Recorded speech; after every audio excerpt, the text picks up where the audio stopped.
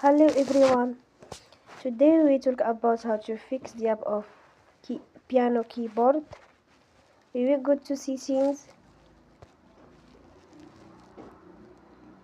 Then we click on apps. After that you will search the app piano keyboard and you will click. Then you will on for stop. After that you will go to storage. Then we click on clear cache. In the end, you will turn off your Wi-Fi and you will turn again. Don't forget to support us by like and subscribe. See you next time and thank you for watching.